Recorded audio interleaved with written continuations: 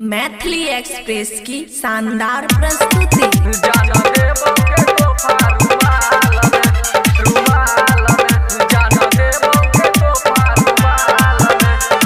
सुने रे यारवा लागे छे डरवा, सुने रे यारवा लागे छे डरवा, अब की तू दे भी हमरा हाल में बोला एगो हम अच्छा हमर दिल जान देबोगे तो फारूमाल में। एगो हम अच्छा हमर दिल जान देबोगे तो फारूमाल में।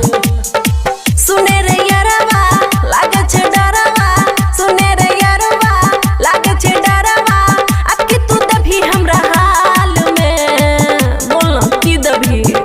एगो हम अच्छा हमर दिल जान देबोगे तो फारूमाल में।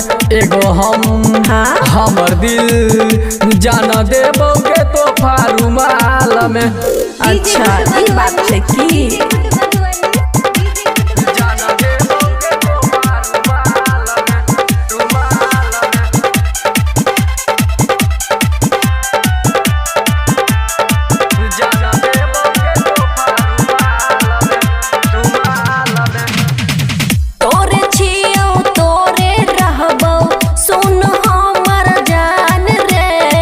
मिले खातिर हमरा से आई है खिड़की के पास रे जानू सुन तोरा वादा के पूरा करबो सुन हमर जहान गे। जे कहबे सब कुछ देबो रहबे के साथ गे।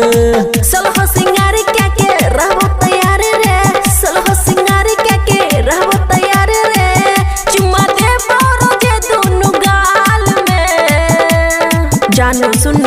एगो हम अच्छा हमर दिल जान देबोगे तो फारूमाल में। एगो हम हाँ? हमर दिल जान देबोगे तो फारूमाल में। DJ good Madhubani, DJ good Madhubani. जान देबोगे तो फारूमाल में, रूमाल में।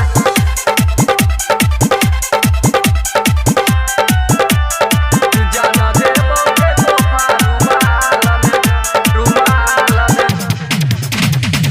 हमरा भूल जोर तू जान छियो हम मजबूर रे, हमरा शादी के सेटिंग कैलकै सुने हमर बाबू रे जान सुन। एहन बतिया बोले नगर की दिल में उठा दल के धड़कन गे।